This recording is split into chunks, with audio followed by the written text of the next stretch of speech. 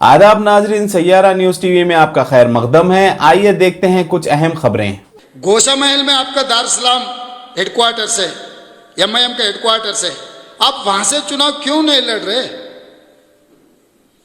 वहां का एमएलए राजा सिंह से क्या दोस्ती है आपका?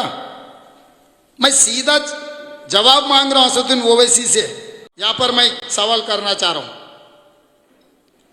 अकबरुद्दीन ओवैसी, असदुद्दीन ओवैसी मुझे बोल रहे अब संघ परिवार के है नहीं है, भाग्यलक्ष्मी मंदिर में आ जाओ, भाग्यलक्ष्मी मंदिर में आप बयान दे दो।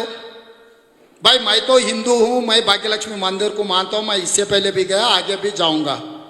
मगर आप कब भाग्यलक्ष्मी मंदिर को मानने में लग गए? योगी आदित्यनाथ दास और अमित शाह वहां पर दर्शन करने के बाद आप भी यकीन करना शुरू कर दिए क्या? बुलाना था जहांगीर पीरला दरगाह में, बुलाना था दिल्ली में निजाम के जो दरगाह है, दरगाह में आओ, दरगाह में उठाओ बोल के कुछ बोलना था। अब दरगाह में नहीं बुला रहे, भाग्यलक्ष्मी मंदिर में मुझे बुला रहे। मेरे कोई एतराज नहीं वहां पर आने के लिए। उसके साथ साथ और एक सवाल मैं पूछना चाहता हूं आपसे। योगी आदित्यनाथ दास और अमित शाह के कास पट्टा, उसके दिमाग, उन लोगों के दिमाग में, दिल में जो है वही काम करते। बीजेपी का एमएलए, सीनियर नेता, उसका नाम नहीं लेता हूं क्योंकि ठीक नहीं रहता, कितने बार आपके घर में, शास्त्रीपुरम आपके महल में दावत दिए। कर्नाटका चुनाव में आपके ही गाड़ी में वो कर्नाटका चुनाव बीजेपी का काम किए उन्होंने। ये सच है नहीं है? मैं वही भाग्यलक्ष्मी मंदिर में गीता मैं उठा के मेरे सर पे लगा के मैं जो बोल रहे आप, मैं कसम खाता हूं, आपको हिम्मत है मक्का मस्जिद में कुरान उठा के सर पे लगा के मेरे घर पे अमित शाह और योगी का खास आदमी बीजेपी एमपी मेरे घर पे नहीं आया, मैं दावत नहीं दिया बोल के आप मक्का में कुरान उठा के आप बोलने का तैयार है क्या? जुम्मे के दिन मैं आता हूं, पहले मैं भाग्यलक्ष्मी मंदिर में मैं उठाता हूं, वहां से मैं सीधा सीधा मक्के में आ जाता हूं। मक्के में आप कुरान उठाओ, सर पे लगाओ, बयान दो कि मेरा घर पे कोई बीजेपी एमपी नहीं आया, मैं उनको दावत नहीं दिया, मेरा गाड़ी गुलबर्गा में नहीं छोड़ा बीजेपी चुनाव के लिए। हिम्मत है तो असदुद्दीन ओवैसी मेरा सवाल स्वीकार करो। दोनों कसम खाएंगे एक ही बार। मैं पहले भाग्यलक्ष्मी मंदिर में को बारिस्टर पढ़ा है। इन एक केस में अंदर गए तो इनका वकील कौन है, इनको बेल दिलाए से वाले कौन है? दुब्बा का एमएलए रघुनंदन राव। रघुनंदन राव कौन है? बीजेपी का एमएलए। बारिस्टर खुद का केस खुद का वकालत कर सकते हैं।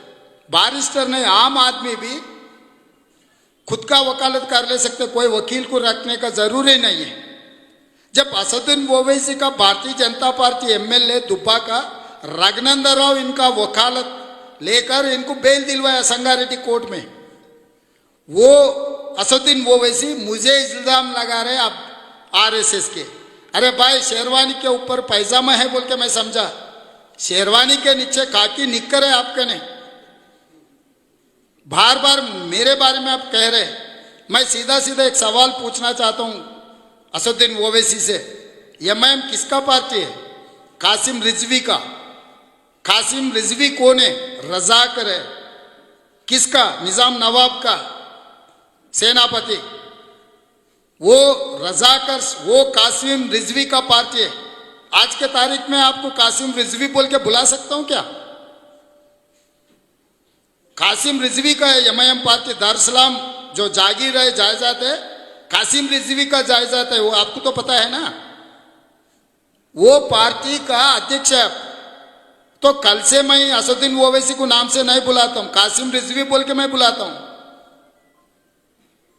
तो मेरे बारे में अगर सचमुच आप जो बोल रहे वो बात सही हुआ तो सीधा सीधा जाके वही केंद्र सरकार में मैं मंत्री बनता था।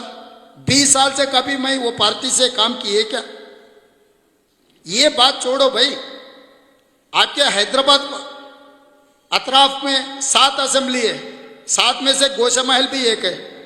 गोशा महल में आपका दारुसलाम हेडक्वार्टर से, एमआईएम का हेडक्वार्टर से, आप वहां से चुनाव क्यों नहीं लड़ रहे? वहां का एमएलए राजा सिंह से क्या दोस्ती है आपका? मैं सीधा जवाब मांग रहा हूं असदुद्दीन ओवैसी से। जैसा कि आपने देखा नाजरीन, क्या हो रहा है देश और दुनिया में। इस चैनल को सब्सक्राइब करिए, लाइक करिए, शेयर करिए और हमें दीजिए इजाजत।